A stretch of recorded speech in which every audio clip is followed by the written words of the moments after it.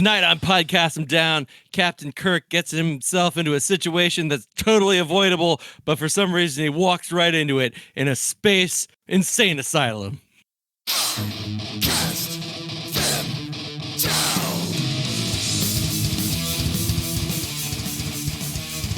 Yeah, I got a version with no talking. Wow. I'm Regan. It's nice and tight. Well, it was nice That is and pretty tight. tight. All right. I like it. Well, let's try a different one. I have this one. Cast them down. Whoa. All right. That's like a rejoinder episode. Like when you come back, like one of our famous two-parters, that's a very good like two-parter kind of rejoinder. Not that we'll be recording any rejoinder two-parters anytime soon. And I got an RPG one. Cast them down. Ooh, Aggro. yeah, that's man. I want to go punch someone in the face. Walk on a car. Yeah, Brakes. I want to like break my neck and still start walking in the same direction, just with my like head flopping around, like a zombie. Nice. We'll get to it, but there's a good zombie quote in this episode. There is, really? yeah, there is a really good zombie quote. Yeah. So, we're continuing the rewatch of Star Trek, the original series. I didn't watch this one, but I wanted to because it has a great title, "Dagger of the Mind." Sounds like a death song title. And if you've ever watched South Park, you've pretty much watched this entire episode. Oh, well then I have seen. So you'll it. be fine. Yeah, you'll be totally fine. You'll know the exact plot. You'll know everything that happens. So No, Kitty, that is my pot pie. I'm not sure who that was supposed to be an impression of. Man, we might have to do like a dramatic reading of South Park scripts. I thought that this was America. Yeah, that would. I was brilliant. wrong about the show 20 years ago, I will acknowledge. And it's only gotten better, basically. So there is Anyway. there is a band called Dagger of the Mind, by the way. Really? Yes. You know, I did. Oh, and they have a song. They have an EP entitled "We Are the Dagger of the Mind." That is incredible. Wasn't that Queensryche or something? I feel like the song title. I feel like it's been done as a song title. Well, it appears to be a just thinking of Queensryche Operation doesn't show up Mindcrime. in Queensryche doesn't show up on that search, but that maybe they're excluded from Metal Archives for some asinine reason. But Dagger of the Mind apparently sings about Shakespeare. Yeah, so Dagger of the Mind is a Macbeth quote. That would explain why they changed their name to the Metal Shakespeare Company. And so it's basically it's an allusion. I believe it's to Act 2, Dagger. Scene 1, according to this. It is Act 2, Scene 1, in fact.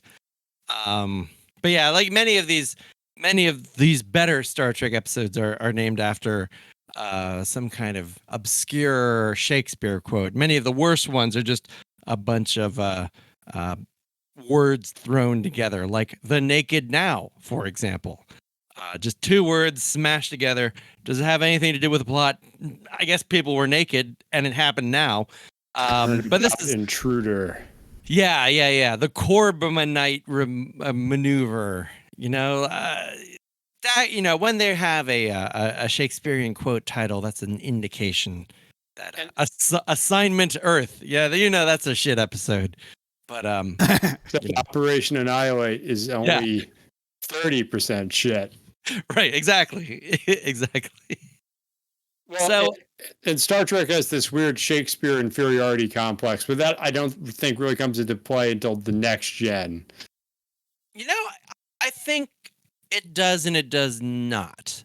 I think there are still some indications of this. And maybe this is just like an actor's conceit, but there is a lot of Shakespeare even in the original series.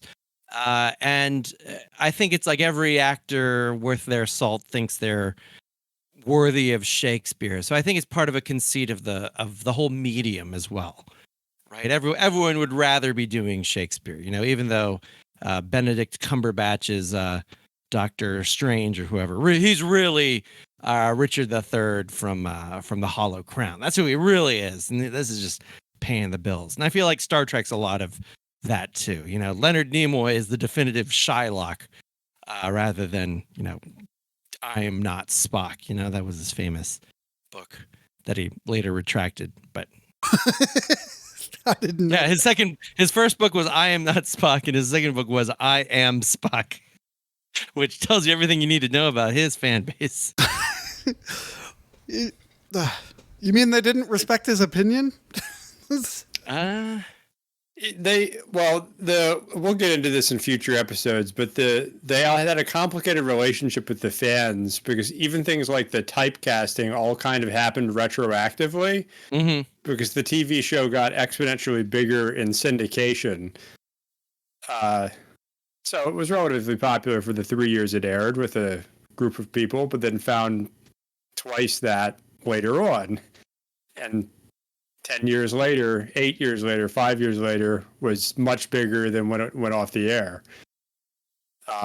So apparently that's kind of what's happening with the Office now, because it's one of the most streamed shows now, even though it's been off the air for quite a long time. So minor characters in The Office are getting, oh, you were in The Office. That was one day 8 years ago.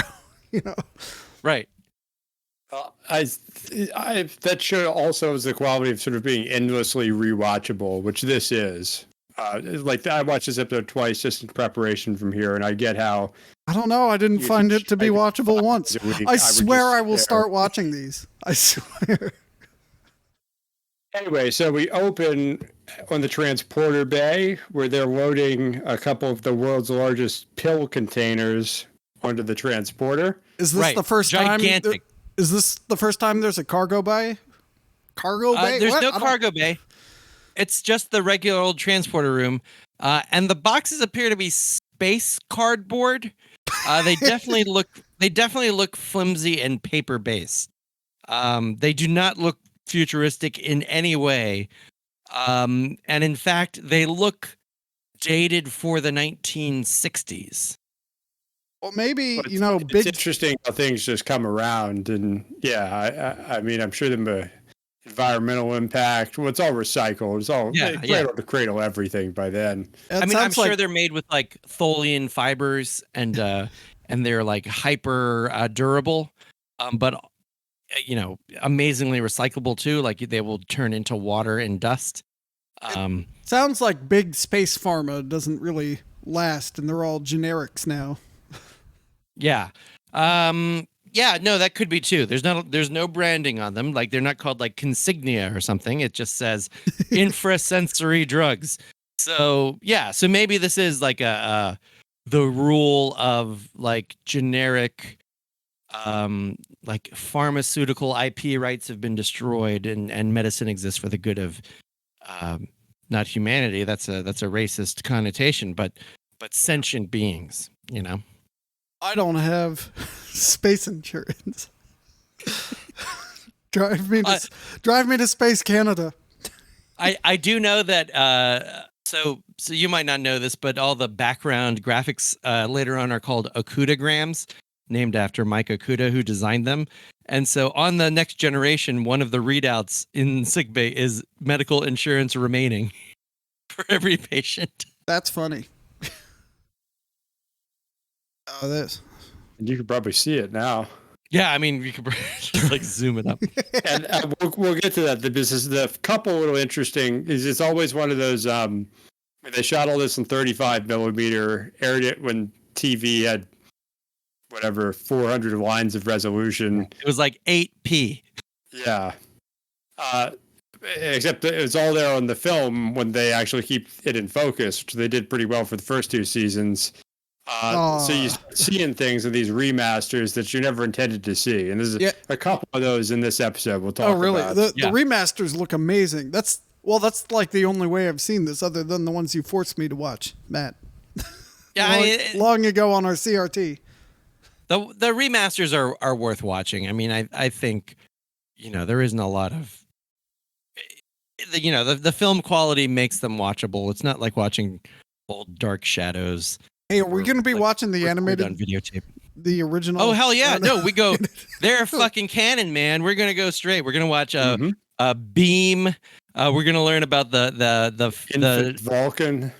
Oh my god, Infinite might be the best single episode of Star Trek When ever. can we stop?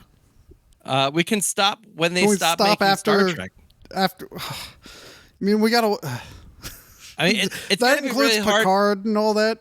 Oh yeah, Picard, Prodigy, all the movies. All the movies, Lower Decks. Well, this is what you have to look forward to. Isn't Lower Decks? It's going to be really hard because I think upcoming there's going to be like 4 simultaneous Star Trek episodes. So so they're just wringing everything they can out of it, like every property. Existed for the last 20 years. Yeah, they're jamming this thing down the Great Barrier. But I guess a question that we'll need to broach probably sometime in the mid 2030s is whether or not, like, when we have simultaneous Star Trek products, like there's a brief period when Next Generation and Deep Space Nine overlap. Do we go chronologically by release date? Do we go chronologically by star date? There's going to be a lot. Yeah, we might need a whole episode figuring that out. I'm okay with this. Leave it to the people and be transparent in our discourse. But yeah. Yeah. All right. So we're 10 minutes in, and we're one sentence into the teaser. Okay. So it starts really okay. It seems like a simple task, but apparently not. This is a very perplexing scene that sort of makes you question the professionalism and downright competence of the Enterprise and its crew. So Lieutenant Berkeley, I believe, is trying to beam down. I almost had a visceral reaction to. Wasn't Barkley a lieutenant as well?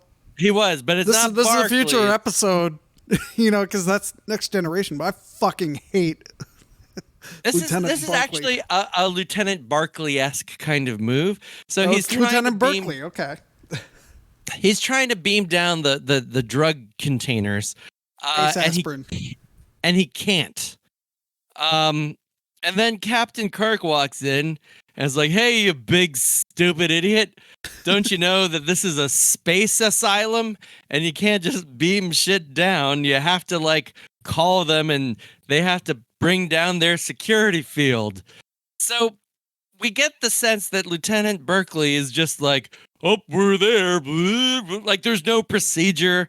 There's no like check down sheet. There's not even like some scrawled instructions on his hands. He's like, "At planet, commence beaming," which just seems incredibly dumb. Yeah, and I feel like someone this incompetent wouldn't report directly to the captain, let alone be an officer. Kirk just seems to be walking by. Yeah, he shows up. It also seems like Kirk just creepily lurks around the Enterprise trying to catch people at their worst moments. So I can buy that. Coach them in that captain-y way. Anyway, so they beamed down to the Tantalus colony on Tantalus 4. Mm-hmm. They beamed back a box of classified material addressed to the Central Bureau of Penology, Stockholm, Eurasia, NE. Right, which itself is strange because we're well aware of the space clipboards and the little discs they play with, like the floppy disk, like plastic, or I guess they're wooden cards they play with. But what exactly? It says they're records or research supplies, but this is a huge box.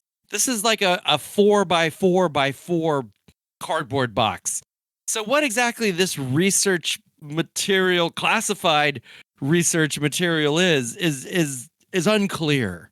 Like what what sort of thing couldn't be transmitted over a coded frequency? It's clearly not information per se. Like, is it log books? Is it samples of something? Is it like brains in jars? It just leaves a lot of things open.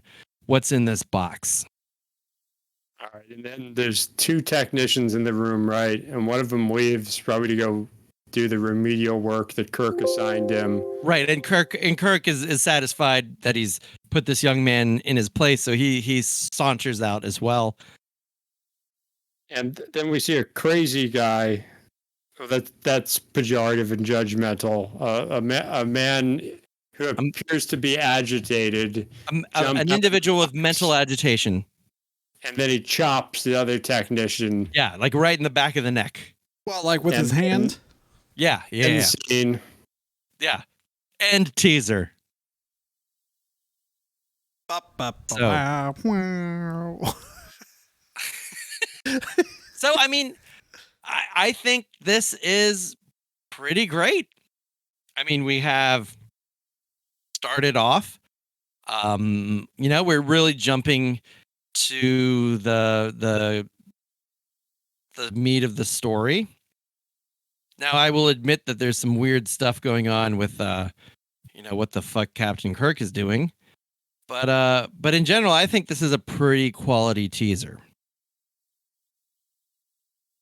All right. Now, the root of penal, is that the same as... like penalty, right?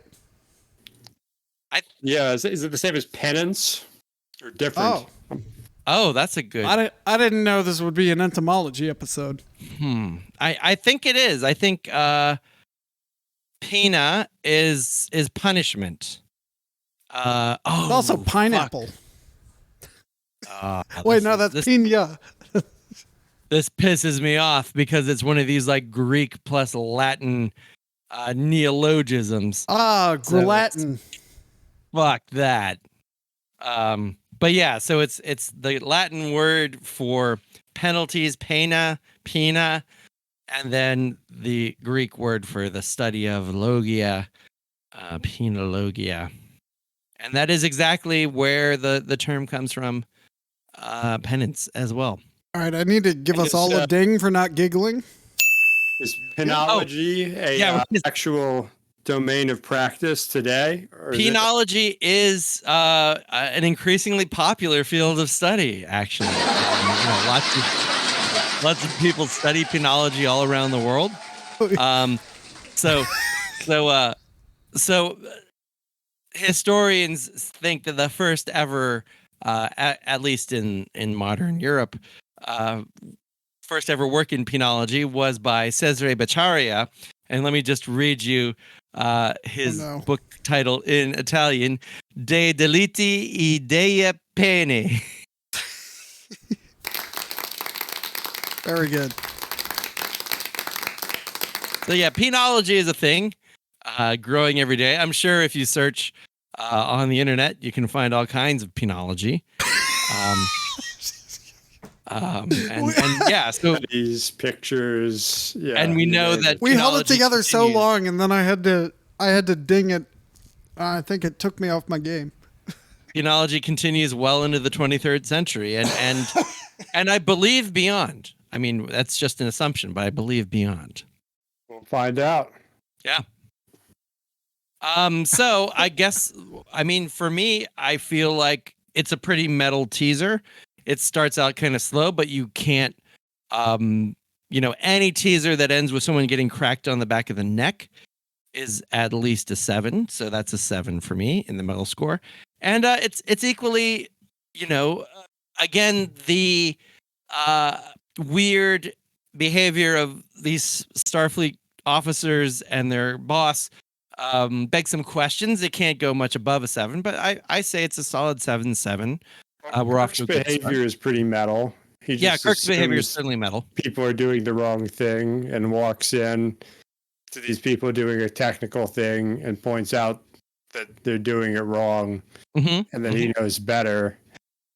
That's very metal. Yeah, exceedingly metal, actually. I'll just give it a 7 out of 7. 7 and 7. Short All and right. effective. I wouldn't mind a 7 and 7, Yeah. but I will give it a 7 for quality. But I got to give it a higher metal score because the Central Bureau of Penology is apparently in Stockholm. Yeah, it is. Oh, that's true. Stockholm has given us Opeth, Entomb, Dismember, Catatonia, Candlemass, Bloodbath, Dark Funeral, Nihilist, etc. Those are just the top ones Google came back with. So And apparently, after the horrible things that happened to the 1990s and all that, or we can make assumptions, but Stockholm's not part of Eurasia. Yeah. I'll give it a 7.77 for the metal. 7.77. All right. That's a teaser done, ladies and gentlemen. All right, only Act 1. like 20 minutes in. How long did it take us? We're at like 25 minutes. 20, 25. Yeah. Well, luckily, most of this episode is not tedious. So, I can't tell if that's sarcasm. Kirk notes that they exchanged cargo and departed without going ashore. there's a strange interaction. Dr. McCoy is a weird character throughout this episode. And so Dr. McCoy clearly has a problem with, and it's unclear if it's the specific practices at the Tantalus Penal Colony or penology in general, but Dr. McCoy is not a fan and is clearly a penal skeptic. Well, and Kirk has a real passion for penology. Yeah, and Kirk, meanwhile, loves penology, has studied penology, has visited penal colonies. It's like a resort now. Like, you wouldn't believe the things that have changed. Yeah. I'm so passionate about penology. Yeah, so there's a big penal discussion. McCoy very much a skeptic. He says a cage is a cage, Jim. You're killing me. You're killing me.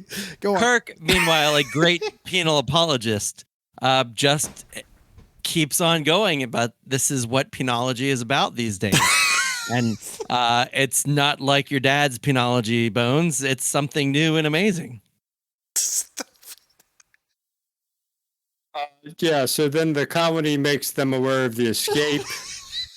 Yeah. So then they do get a call that says that there's been an escape Or the right? penal colony, yeah. From the penal colony. One of the penal inmates has left the penal colony, presumably on the Enterprise, and they tell him that the missing patient is potentially violent. Uh-huh. So yeah, the Enterprise goes to security alert condition 3. Yep. What is that? Back after that. Great question. That would be the third one out of at least 3. Sure, it's in a novel. Yeah, I'm sure there's a whole like memory beta explanation of alert condition 3. For new listeners, Memory Alpha has canon information and Memory Beta has non-canon information. So until it's canonized later. Until it's canon, and then I assume they update. Yeah, because it'll appear in a Lower Decks episode as like a gag. We got to keep this accessible for new people, or maybe someone who's just researching penology. Yeah, this. I hope that Podcast and Down becomes the #1 penal podcast in the whole penal podcast field. New frontiers are explored here. Yeah. So this episode and every episode. And all right, so you, the Podcast of Down listener and Metal Nation, if you understand the security alerts, just put it in the comments. Yeah, please do. Perfect. Or you can create your own Podcast and Down listen podcast and explain it there. Oh, I like that. Because I would definitely listen to that, like the breakdowns of the episodes. You will not be penalized if you create a Podcast and Down listen podcast. Right. No, you won't. Podcast, so, okay, there's an intruder. We're at alert condition 3. We have an intruder aboard. There's some chatter. There's someone in the engineering 37 section. red shirts on the shirt, all on the Yeah. ship, all come out, and Yeah. it's Luckily, tense scene for one hallway. yeah. Luckily, the crewman who got knocked out was wearing the utility bathrobe, which made the costume change very easy because he could just slip into it. And it's more forgiving in terms of size. So he's wearing the utility bathrobe thing. Was and the wandering red around. shirts always dying thing supposed to be like? Did it become a trope? Was it intentional? Were they planning on this? I don't think the original series ever has particular awareness of it as anything other than just the formula of the show. Yeah. I mean, they're just like the background goons who just happen to be red shirts. And I think it was like a fan observation rather than a purposeful, Got it. thing. So yeah, and he's I forget if it's this scene, but he's very identifiable in his smock as a member of engineering. It's like, you from engineering, stop. And he doesn't. Well, there are some interesting things in the hall, Matt. So that's true. Yeah, we do have to get to that. Yeah. we see the science library door, and we see the door of the personnel director. Which begs the question, did you think Kirk just leaves that position unfilled so he can do what he wants? Probably. They die and just not backfilling. It's like, we still have stuff to eat. They're not allowed in the briefing room. They're just, yeah. That's probably why we don't see a counselor till the next generation. It's like Kirk just refused to have any HR, like employee relations apparatus around. Well, and that's what I was thinking. And just as what happened, well, all right, before we get to that, there is that scene where Spock goes all high and mighty on Earth violence. Yep. And then he explains that in Vulcan, since they've banned emotion, they have no motive for violence. Which I don't think really holds up. No. But I guess we'll let it slide. Spock's kind of weird in this episode, too. Who wrote Anyway, this? then I'll look into that. Then the doctor barges onto. Well, we don't know he's a doctor. You don't know a doctor. I don't know. It's like crazy individual. Yeah, agitated individual. Bursts onto the bridge, and a red shirt had just come onto the bridge and freaked everyone out. They're like, "Whoa!" And he's got his phaser and his little Western gun belt, and then he just gets neck chopped, and then lose firearm, and then the dude demands to speak to the captain. Mm-hmm. It's just interesting. Like, I guess I've never broken onto a Navy ship. But would I ask for the? I don't know. I mean, he needs the counselor, but there isn't one. But we also get the sense that maybe go to the cap. He's very important, or at least he feels very important, right? And he needs to talk with someone. Real quick, this episode was written by of course I closed it, by Shimon Winselberg, and it looks like he wrote a handful of episodes for every single show that existed between 1953 and 1997, including Law and Order. That's old Hollywood, man. Like good for him. Dynasty Serpico, which was apparently a TV series. I thought it was just a movie. The TV show? Yeah. Wow. Logan's Run, Planet of the Apes, the TV show. And on and on. All right. Go on. So the important thing here is the starship captain can grant you asylum, I guess. I don't even know that it's established. I mean, he can do what he wants. Except as we're about to find out. Yeah, he says he wants asylum. So basically he reveals himself to be Simon Van Gelder, the former director of the Tantalus colony. Oh, which is just crazy. And Kirk does not take to threats kindly, so he refuses to negotiate with phasers up. And so he's kind of moving towards him, and then Spock does. And then we get, Matt, correct me if I'm wrong, but the first Vulcan nerve pinch of the show. Correct. Yeah. And so there's a very famous discussion of this scene where in the original script, Spock was just supposed to punch him out. So it's very much the same construction of the scene. He's talking with Kirk. He's negotiating with Kirk. And then Spock kind of approaches from behind. The original episode had him punching him out. But Nimoy, being Nimoy, said that's, he's evolved past violence again. This is a lot of Nimoy's own understanding of the characters. Like, he would have some way to incapacitate someone with just the minimal amount of, brute force. And that's how he invented the Vulcan neck pinch here. Gene Roddenberry is just content that he looks like Satan. Yeah. That'll show those Christians. And so they send Dr. Gelder, poor Dr. Gelder, unconscious to sickbay, and turn around. We got to go back around. And we'll figure out what's going on.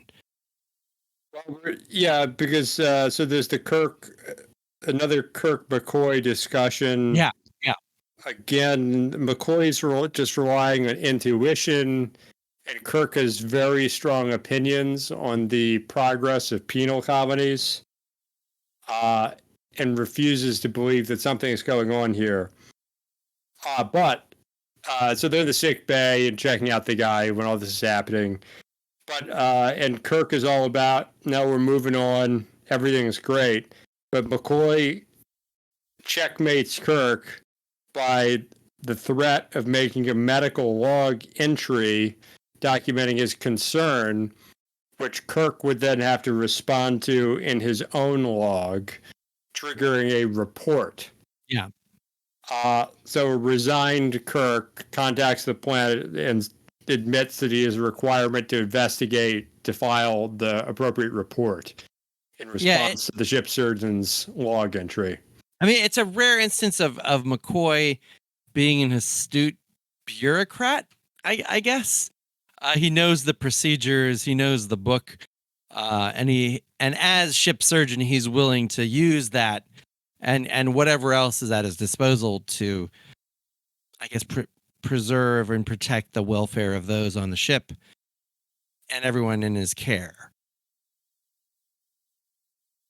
And then Kirk needs to assemble a away team, so he asks McCoy for the best person with penology experience. Yeah.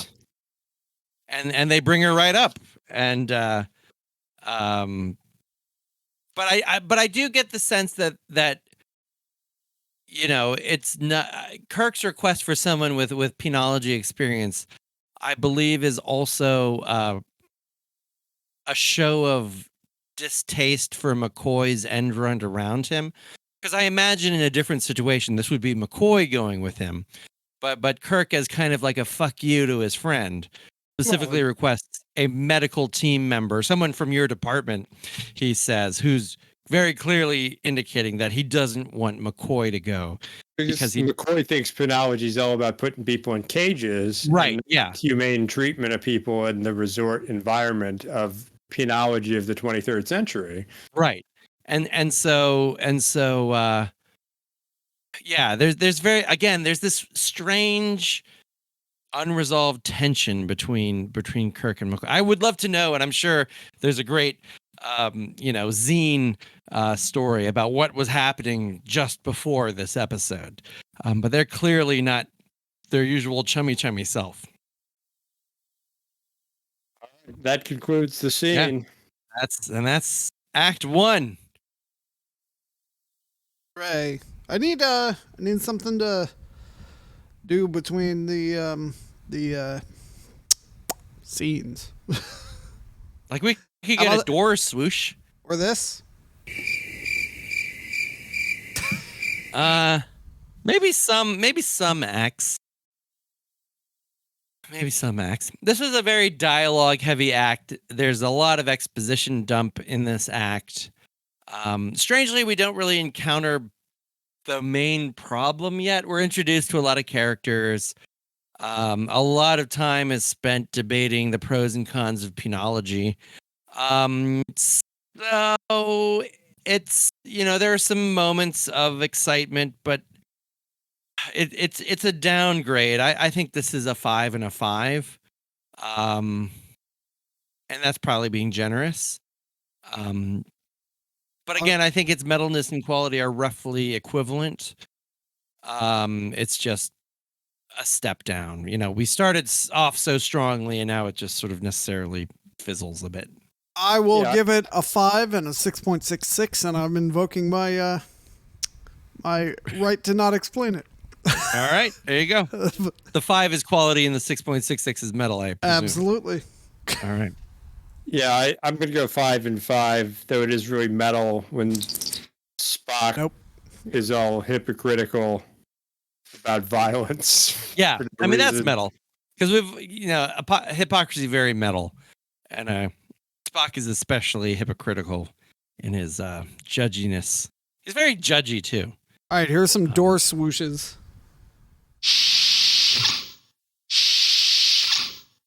Okay, that could work. And then that's the end of Act 2. Oh, that. We need, like... Why does it do it twice? The 25th anniversary special game when those scene transitions. Oh, yes. There's a good We'll have to work on that. And now on to Act 2. So we open with Kirk. We got it. The door has to open. Okay. In which the substance is whining about McCoy's log. Yeah. So Kirk begins by just basically saying Dr. McCoy is being a bitch. He doesn't appreciate penology like we all should. And they go down to the transporter room, and the door. I forget if the door opens on the transporter room or she walks in. Exactly like that. Except this is not Act 3. We're still in Act 2, just to not alarm the viewers. There's no skip back or anything. That was just an actual door. Yeah. This discussion pertains to Act 3, despite what the sounds may indicate. Yeah. Act 2. We're still only in Act 2. It's oh, right. Yeah. You're going to confuse Doug up. With confusion, though. Okay, you know what? Just to be safe, restart this episode from the beginning, and we'll join you back here. What's this? Right now. What is that? It says door buzzer. Why do they have... Oh, yeah, that's like on the original series, like on the Next Generation, it would be like that cool, like, dooku. But yeah, on the original series, it was just a regular ass buzzer. These sounds brought to you by TrekCore.com, not a sponsor yet. No, still Act 2. Still Act 2. Yeah, we're not at Act 4 or 5. Holy shit. All right. Okay. Okay. I'm getting confused here. Yeah. All right. So we walk in, and then we meet Dr. Helen Noel, who says something.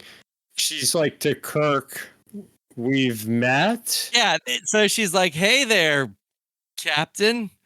Fancy seeing you here on your ship." What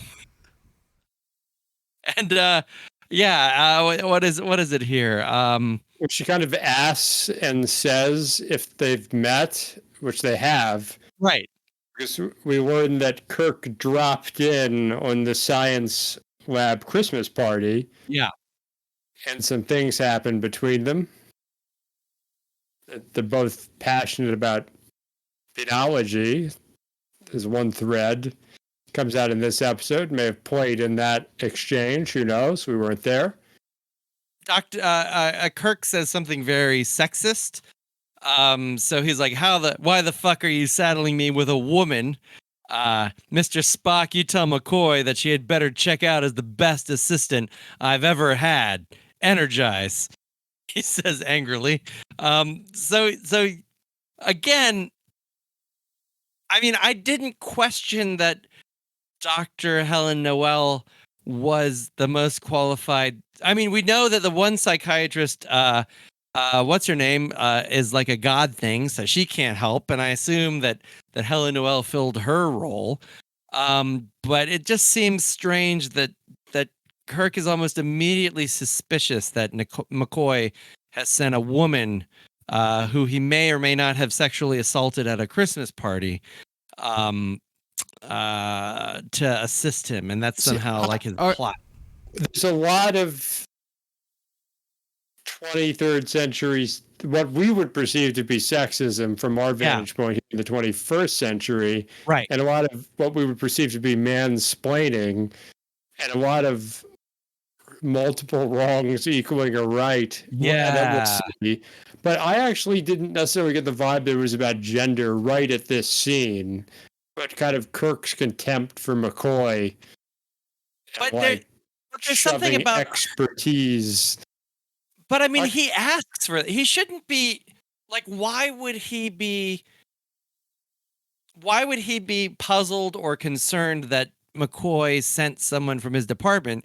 Because moments ago he had specifically asked for McCoy to send someone from his department. There's a weird unspoken tonality between the two of them. And I guess later it gets spoken, but it's his discomfort with her seems strange. At least something I think. happened to that Christmas party. Yeah, and I guess Kirk thinks McCoy does or should know about it. Yeah. And there's some interesting lines, but it's not necessarily continuity. We'll get to it. But anyway, so they beam down. Mm-hmm. I watched the original episode. I think I watched both versions, but nice matte painting, and then they're at the door. Yeah. Then they go in, and then it turns out that they walk into an elevator, which Kirk immediately uses to do some inappropriate hugging. Yeah, well, they go in a very fast elevator, and so Kirk has to cradle her. There's I'll hold on to it for a second, but there's also like no, that's just the elevator. Oh my god, this is actually the sound. Yeah, that's the sound of the really fast elevator. That's really good. It hurts. I'm turning it down.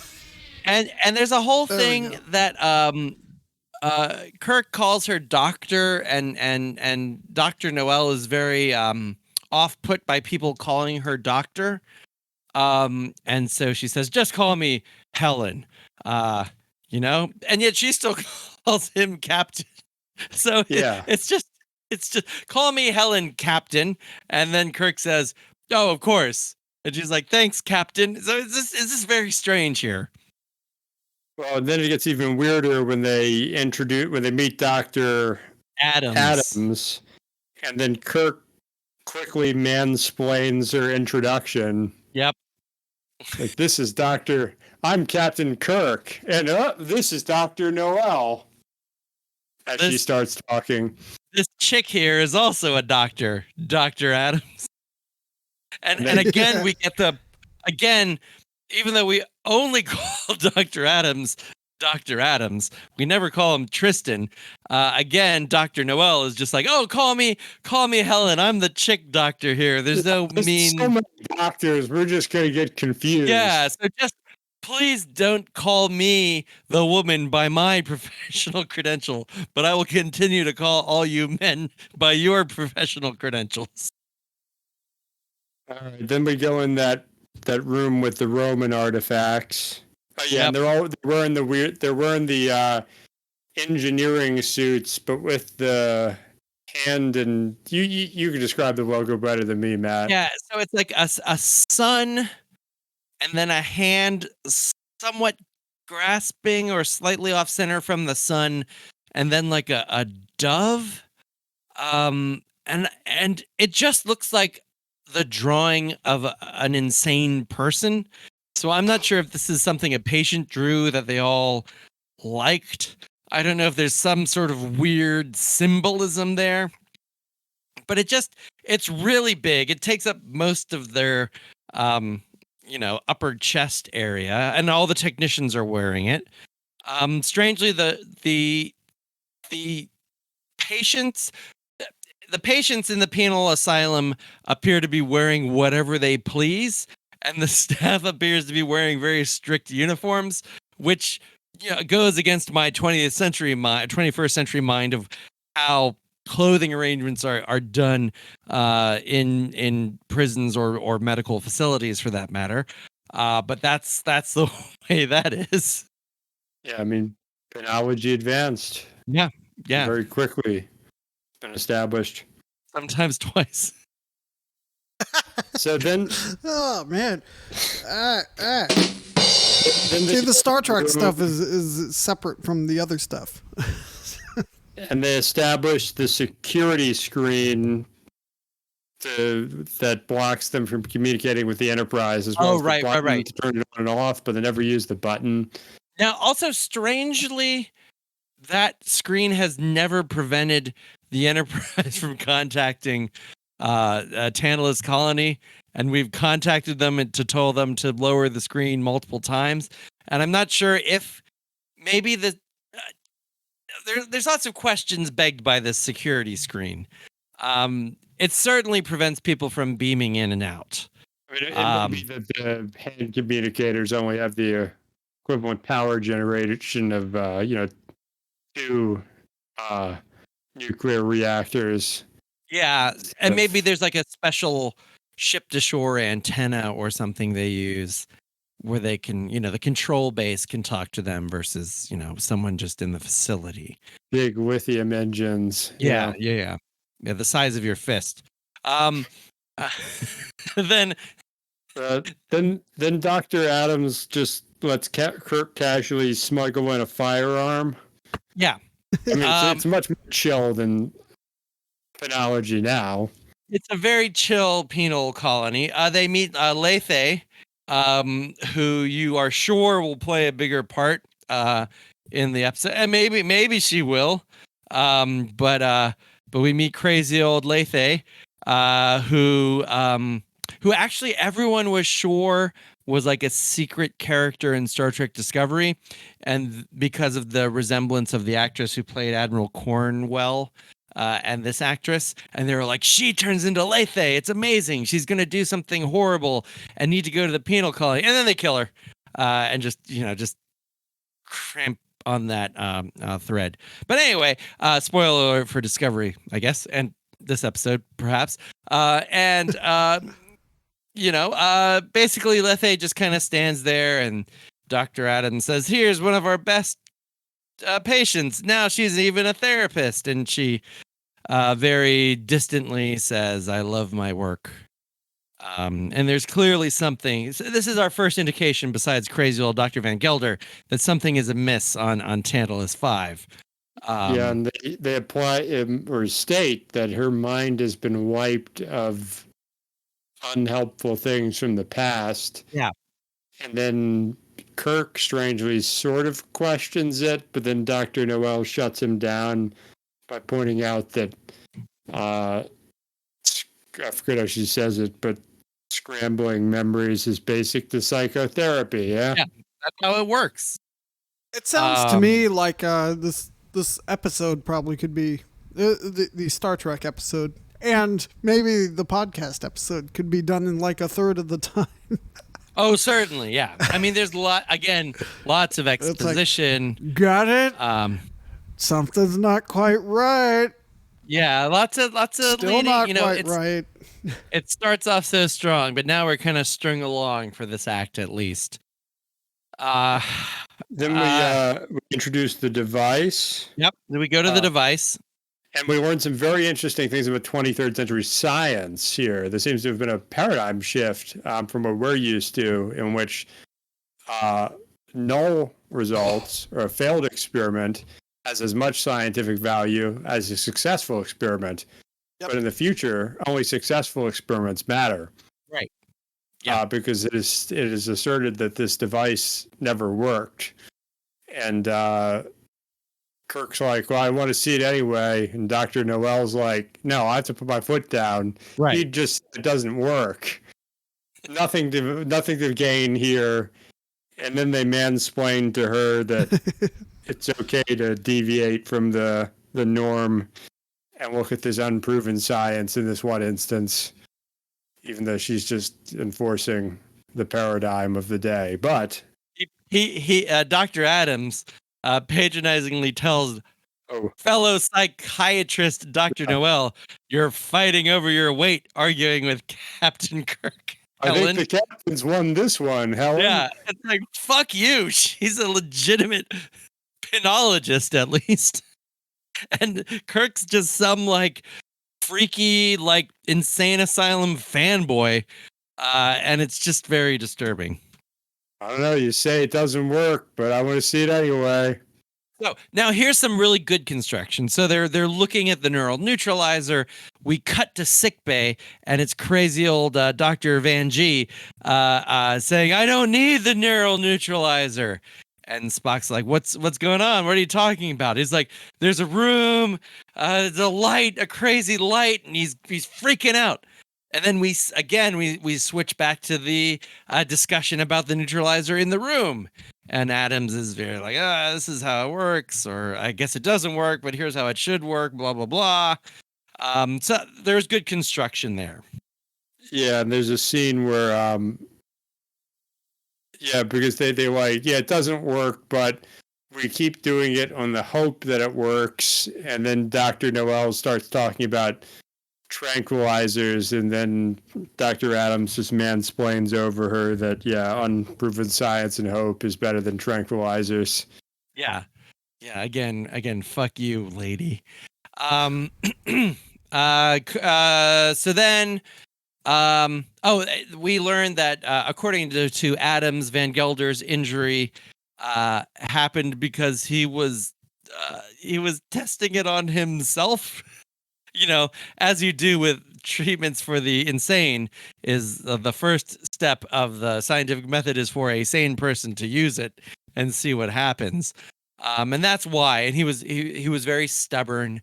And that's just the way Dr. Van Gelder was. And, he's the victim of his own hubris, I suppose you could say. And then Kirk keeps asking questions, and then there's the skeptic parable. Mm-hmm. And then, but Dr. Noel assures Kirk that while she's not familiar with this particular equipment set, she's quite familiar with beam neutralizing of human brains, and that all this is on the level, not a chamber of horrors. Yeah. So we go on and on. Spock calls and says, Dr. Van Gelder is really talking about this experimental device, and Adams always has an answer, and the scene just winds down with like this discussion. We now know the implement of whatever happened to Dr. Van Gelder, but we don't know much more beyond that. Well, the one thing we learned is that spending the night there, which Kirk was very intent on, is a bad idea. Right. Oh, yeah. Dr. Van Gelder.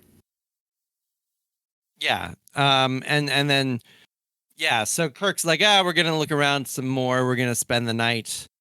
Gelder, who for some reason is right there when Spock is saying this, gets really upset and says, "No, don't do that." Dr. Adams will destroy like death. Yes. That's fucking metal right there. And Spock promises to check in, or Kirk tells Spock to check in every 4 hours. And is that it? Is that the end of the? That's the act. The act. All right. There we go. See, we exited the act right there. Now we're in the debriefing chamber for the act. The interstitial space between acts. Drop. I was getting ready for something else. Okay, so we're more than halfway there now. I guess I'll just continue going first. For me, this is static. We're still. What was that? Didn't work. That didn't work at all. It's supposed to be warp flyby number 1. Here's number 2. Oh, that what? Okay. Oh. All right, go ahead. I'm gonna continue you. I'm gonna continue these 2 5s. Again, I don't think it's much better or much worse than Act 1. It hasn't lived up to its promise. There's been some spooky stuff, but there's also just been some, tedious stuff. As you mentioned, Tim, this could have been half an act, and we would still be in the same place. So I'm gonna just give this a 5 and a 5. Yeah, so, it's pretty metal to have an uninformed opinion and still have it count as much as informed opinions. So, I'm going to give the quality score a 5 because it sounds kind of slow. Uh-huh. And lots of mansplaining that wasn't necessary, but it sounds like things were creepy. Yeah, I mean, it's disturbing. And off, and then, it ends pretty metal, so that, the quality score can't live in a vacuum separate from the metal score. Metal score 666 points. That's 6.66, not 666, because of the destroy gender like relations. No. I mean, all that's fairly metal. Yeah. We can't not acknowledge that is the practice in metal, It's right or wrong. The one woman is more or less an automaton, and the other woman is just treated awkwardly despite her credentials. So yeah, that's true. That's not why I'm giving it a 6.66, but you can use that for why you give it a Tim, 6.66. you make some good points there about women, Tim. I think you're No.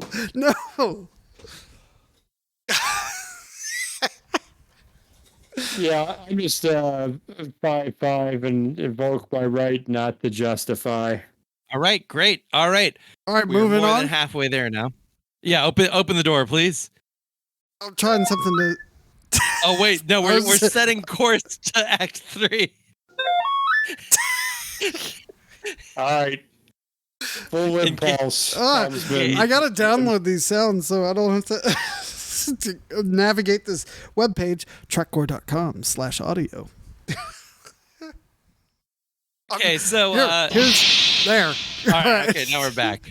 We're All right, in, Captain. Impulse at full. Okay, so Let's go down to Act 3. Now we open with McCoy and Spock. What the hell is going on now? Stuff in his head. So Spock considers and McCoy encourages Spock's first mind meld. Lots of Spock doing stuff for the first time. And for all the Spock doing stuff in this episode, I would not characterize this as a Spock heavy episode at all. Matt, I'm going to put you on the spot here, because I know how big Star Trek fans Alex Kurtzman and all the wonderful people in the new shows are. So Spock never does a mind meld. No. Prior to this moment of the continuity, right? No, he totally never does. And in fact, as we know in this episode, Spock is himself a bit hesitant and unsure if he can even do this. It could be dangerous. It's a hidden personal thing. People don't do. It's never used on a human. Certainly not old Spock, right? So we know that this is a last resort that Spock only reveals personally, quietly to Dr. McCoy. And we'll put Discovery and Strange New Worlds to the test when we get there in 2024. Yep. We'll see if that holds up, because everyone really paid attention.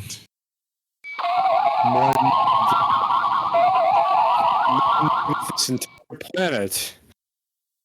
Anyway, never mind. Okay.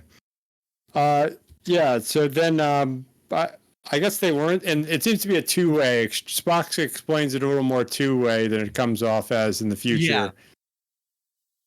Yeah, so, even later on in like the movies and stuff, they're very much like a combined entity. So Spock says things like, "We are Dr. Simon Van Gelder.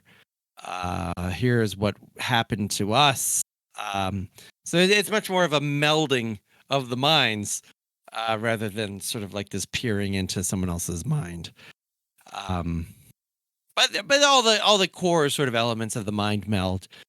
And we learn that no, it was Dr. Adams who put Van Gelder in the neural neutralizer, and even though we fought back, says Gelder through Spock, he did something to us. And again, good script writing here. We have lots of cuts back and forth between Kirk and Dr. Noel examining the neural neutralizer and this exposition dump through the mind meld. So then once we're done the mind meld,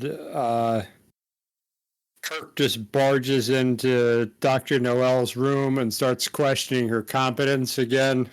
Mm-hmm. Now, he happens to be right, but two wrongs don't make a right. Right. This happens a couple of times in this episode. She's put too much faith into Dr. Adams. Helen has.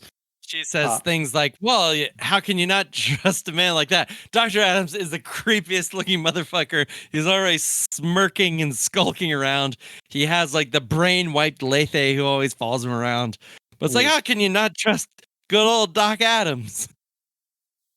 Who you read about in that Penology journal we talked about on Christmas Eve. So they decide to go and check out the neural neutralizer themselves. And again, we have a very questionable command decision. So Kirk sits down in the device and tells Dr. Noel, who has no idea how this thing works. Oh, we should mention that earlier in the last act, a technician mentioned like this is the one knob and this is the other knob. But again, she has no idea how this thing works. Just the fact that there are knobs that are labeled things like medium and well, I have it written down. I figured it out the second viewing. Okay. So there's the potentiator master and then the intensity. And it seemed redundant to me, but I think the potentiator master is not an intense, it's just a control switch. So that's the on off. And then the intensities, what cranks up the potentiation flow from the device. So what you're saying, it's like Tune Tracks' Easy Mix. There's just two buttons so you don't get bogged down in details. By buttons, I mean knobs. Yeah, knobs. So then we have some very questionable scientific method here. So Kirk wants to learn how this thing works. Well, and there's a great quote. I'm going to butcher it, but I can't deliver it like Shatner, where he's like, "I have no desire to damage my brain. Can this be handled with reasonable certainty? Yes or no?" And again, just sort of strangely tonally wrong. And she was like, yes. So he sits in the chair. And then the first thing they do is turn it on just to see what happens. And Kirk doesn't think anything happens, but Dr. Noel says that his face went blank. And so then they're trying to figure out what it does. And Kirk says, "We'll try a harmless suggestion." And so she turns it on again and says, "You're hungry." And then she turns it off. And kind of almost with comedic timing, he says, "When all this is over, I'd really like to raid a kitchen somewhere." So again, it's like, okay, this is somehow a device that puts suggestions into the mind. And Kirk, still a bit slow, says, "This is working really well for something that Dr. Adams said was trash." And then this thing happens, which I am still to this moment perplexed by. So Kirk says, okay, let's just make sure this wasn't a fluke. Anyone could be hungry. Plant something more unusual, something we can both be sure of. Right now, I would, if I were Dr. Noel in this situation, I might say would like manufacture an aggressive sexual encounter with No. Captain Kirk. No, that's on not what I would do. Christmas That's party. not what I would do, Doug. I would say like, for the next 5 seconds, you're a chicken, or like you really love singing songs from the HMS Pinafore like all Star Trek characters do.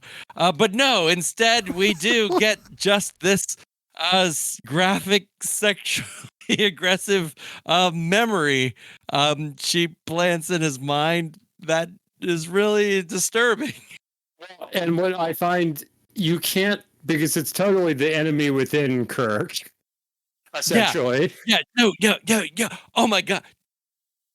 Doug, could the Christmas party have happened during the enemy within? It could have. Yeah. I mean, the turkey. Wait, no, the space turkeys were for the salt vampire, right? So I believe that's a few months later. It could have been Christmas. Yeah. But what Holy I shit. don't get, because she's putting the thing in his head, and I guess you don't, because all you see is the impression of the memory. Right. And you don't know who's generating it, whether it's her or him. Because she's putting it in his head. Then you cut to Kirk's face, and he's got like an evil grin on it. No, but I mean, it's very clear she put, from at least my sense, is that in the real Christmas party, they had an awkward flirtation, but he didn't make a move.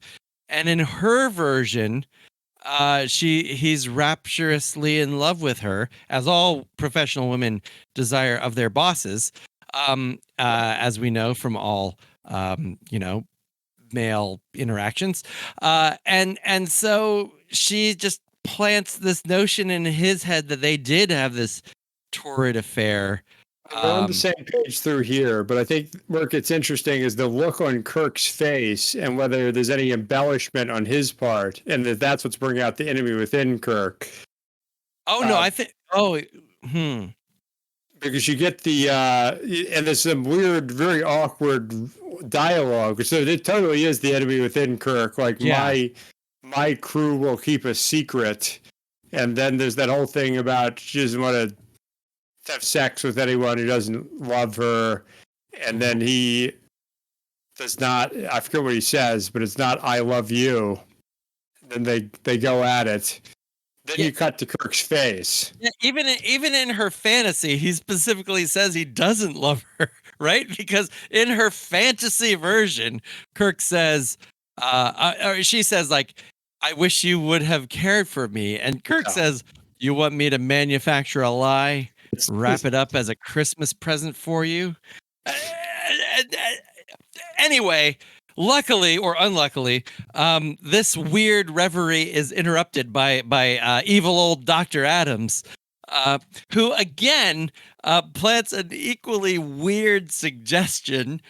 So his goons move Dr. Noel away from the control panel, and known penal creep Dr. Adams says, "You're madly in love with Helen, Captain. You'd lie, cheat, steal for her. Sacrifice your career, your reputation." Okay. And then he gives him pain. But the pain, for some reason, is his pain for loving her. He creates conditions of unbearable love. Yeah. The most damaging emotion humans can feel. Mr. Spock can't. That's interesting. Yeah. Then we end with the another patented Kirk scream. And he's being like neuralized or whatever. He makes him drop his gun. He makes him drop his communicator. There's lots of good like Shatner fighting off the forces of brain power. But he succumbs, and he's reduced to a quivering, lovelorn fool, just sort of mumbling about how much he's loved Dr. Noel. Yep. Yeah, while you were talking, I was updating the soundboard. That's why I've been quiet. This picks things up a notch. Did we get to mega voltage yet? That's the No, that's Act 4. Okay, so that's that's Act 3. That's Act 3. Close the door. Yeah, I was getting confused. Yeah. All right, so we're in the debriefing room. We're in the debriefing chamber now. Let me run a tricorder scan. All right, that's ahead. a good way. You know, we need to analyze our thoughts and make sure we're all on the same page here. I like how it just stops. Well, the scan stopped. Sounded like things are getting better. The mind meld's pretty metal. Yep. Their half-assed plan. Kirk's bluster. Yep. The weird sexual fantasy that you don't. That's so off key. And whose is it? Did it happen? Could it happen? Like all that's very metal. And the very notion that a woman's sexual fantasy is that a man uses her and throws her away. I mean, it's not. So yeah, no, I totally agree with you. I maybe I'm gonna throw down some scores. 6 and 6. 6 and 6. You know, I feel like there is some more. There's much more metalness here. I think quality, you're right, is a 6. I am going to do a 6.4 for the metal score. Just in addition to everything we've already talked about, just kind of like a brazen disregard for common sense is pretty metal. And why in the world would you ever just put yourself in this machine that you already are pretty sure had something to do with Dr. Simon Van Gelder going insane and commandeering your ship? But it's like, yeah, I'll sit in this thing. Why not? That's pretty metal to me.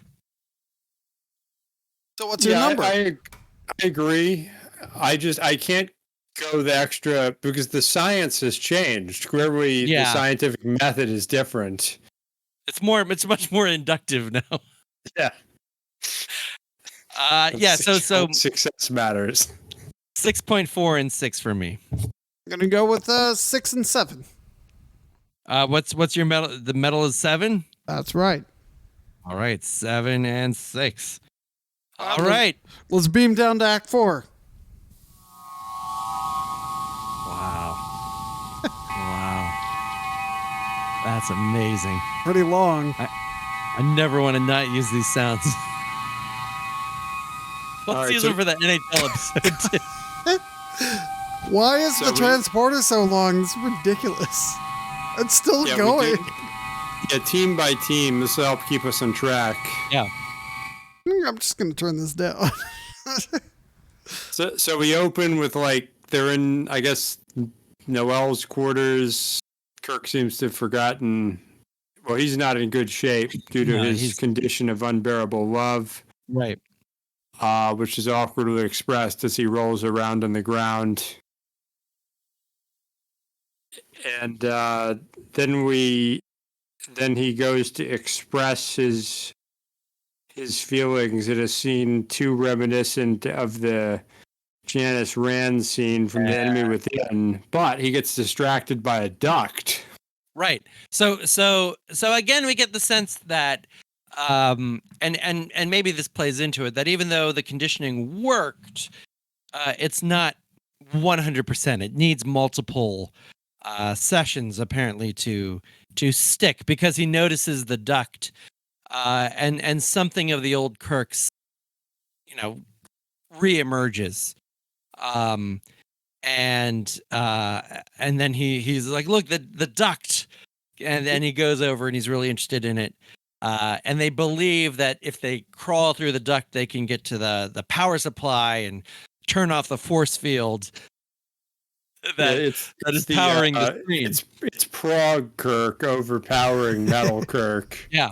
Just in that, because they're still the equilibrium's here, despite what's in his head. So yeah, then he mansplains the concept of mega voltage to her. So he asks her, "Have you had any training in hyper power circuits?"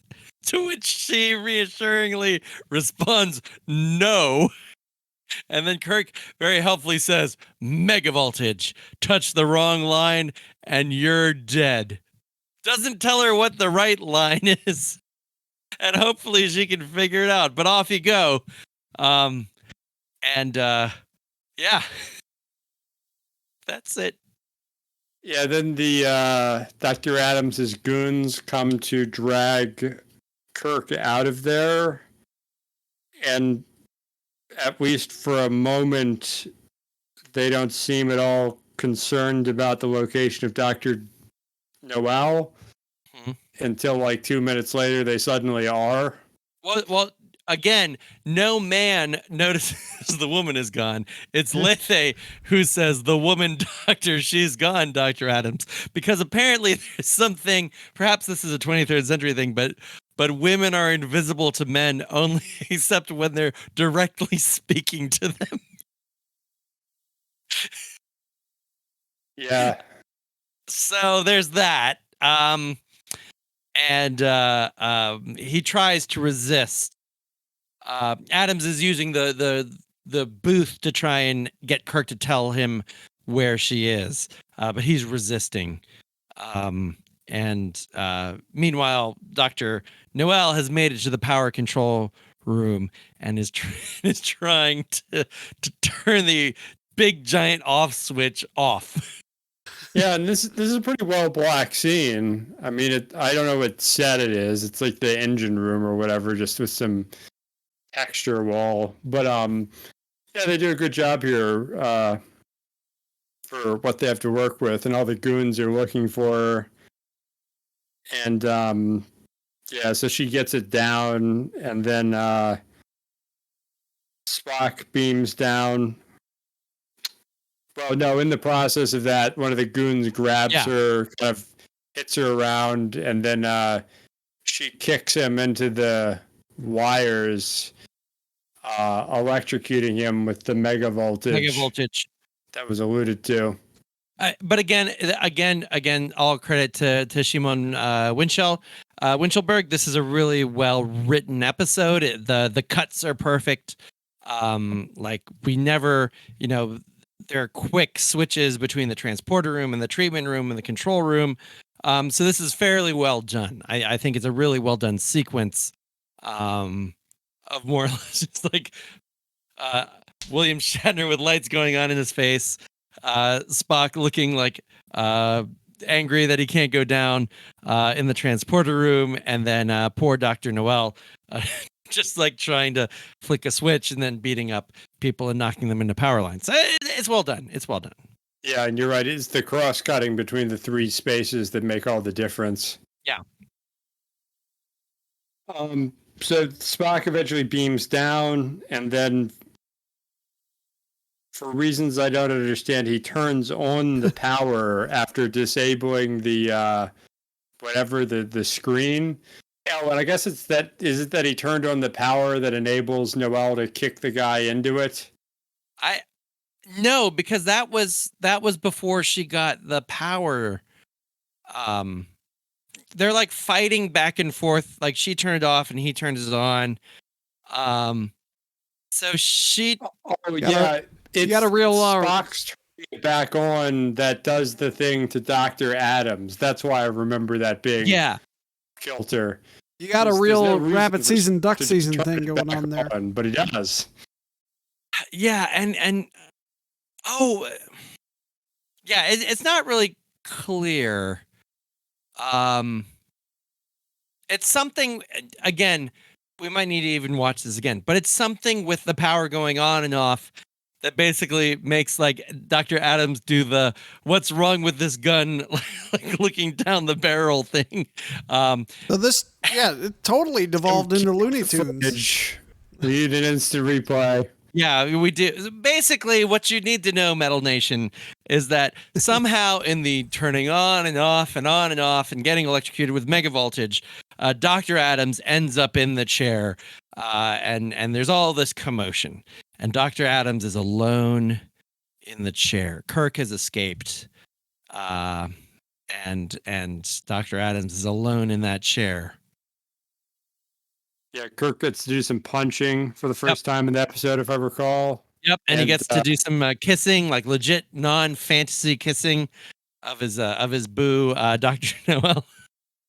And then Spock, never fear, has beamed down some red shirts so you can see beating up the scientists. Yeah, doctors, people have devoted their entire lives to the rehabilitation of people with mental illness and just getting punched in the face. The way it should be. All the patients in their own clothes are just sort of shuffling. Yep. And basically, we discovered Dr. Adams in the room.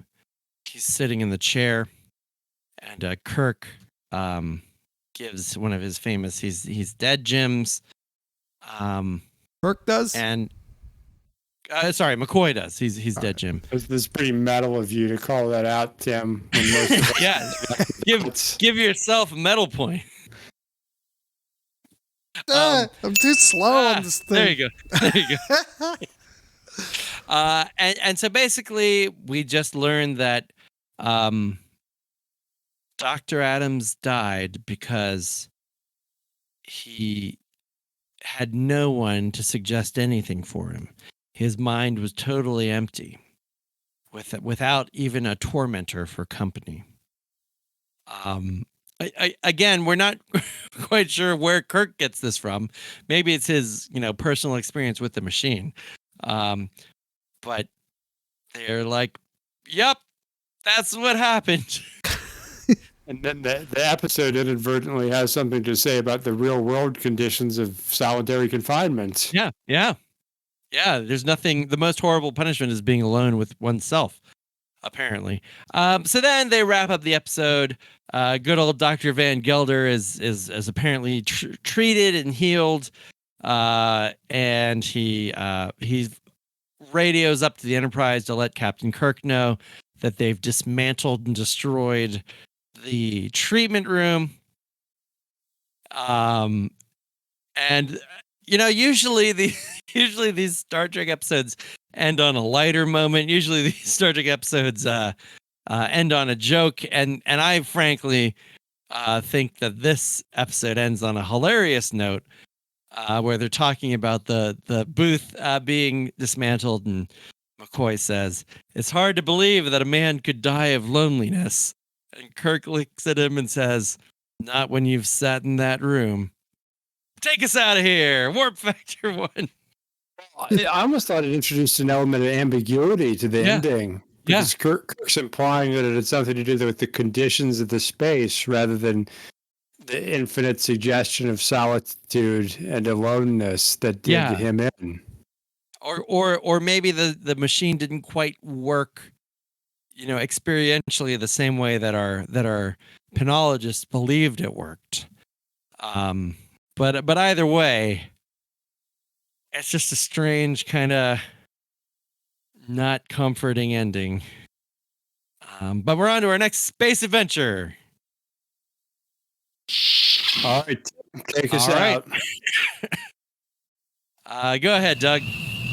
Yes, go ahead. Let's analyze the tricorder. Well, we've got Unbearable Love. That's pretty prog. Yeah, I mean that Rand scene that then turns into a duck scene. That was kind of metal. The fact that they don't care about Dr. Noel and then it costs them.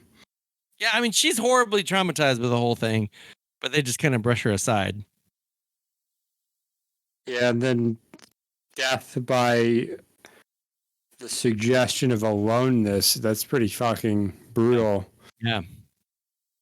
I'm just going to take this up to a 8 and an 8. You know what? I agree. The ending is pretty metal. You have someone electrocuted with mega voltage. You have the enemy, the villain, kind of ironically getting killed by his own device. And there's like a beautiful kind of Aristotelian golden mean aspect that I think is actually very classically metal. I'm thinking of like the painkiller, etc. That's the sort of thing I think that would happen to him ultimately. So yeah, no complaints here. 8 and 8. Who am I to disagree? 8 and 8 as well. All right, there we go. And now, whoa. All right, Jensen Regan, take us out of here. Oh, hold on. We have some breaking news here.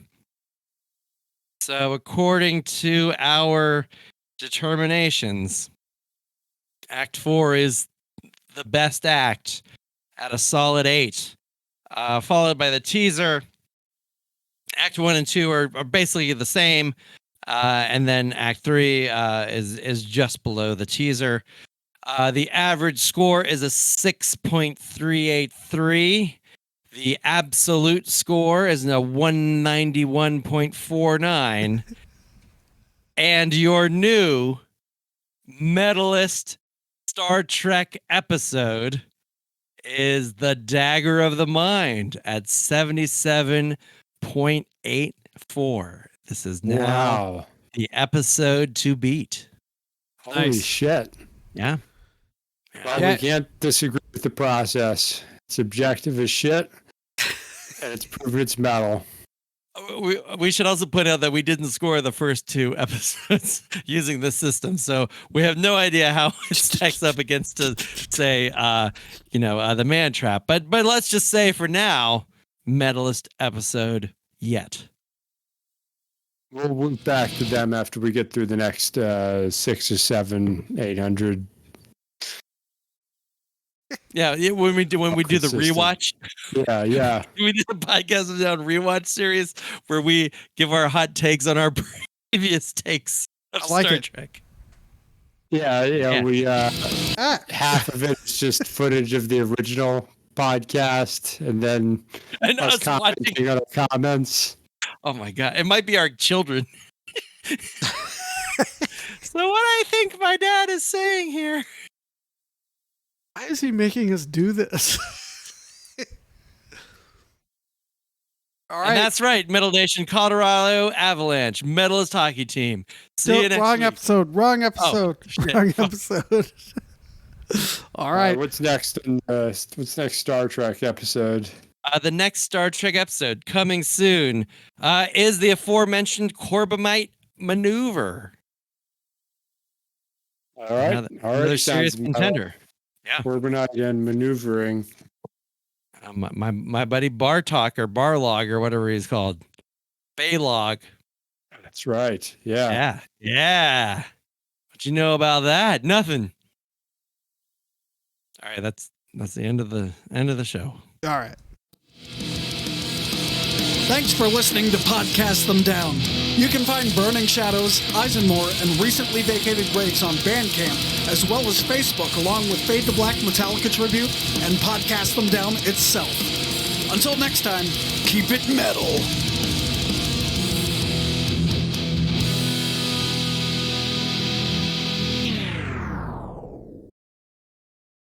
Avalanche is a verb? What?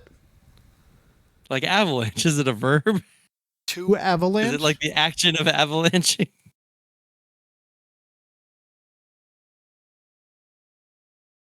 We can have a more NPR-y, breathy delivery. Right. So, Timothy, I heard that you... We should NPR one of these episodes and edit it to death. So, like, it sounds like we talk perfectly all the time. Yeah. I don't know if I have the patience for that. Their house style is so aggressive. I hate it. I can't stand stuff like that. Oh, I should save this for another episode of Everything Sucks. Mike and I did something called Everything Sucks, where we just complained. Pretty metal. So I think perhaps the best All right. track on Gather Darkness is Yeah, what's the best track on Gather Darkness? it's the one that's really slow. That's a That good you're one. all excited and then you just wait for it to be over. And Yes. inexplicably, Uh-huh. that's not the least to listen to track for some reason. The fretless Because bass was popularized by Jaco Pastorius in the 19. I think we could do this. Man, I'm excited. This is the Pull the Plug Friday dinner party.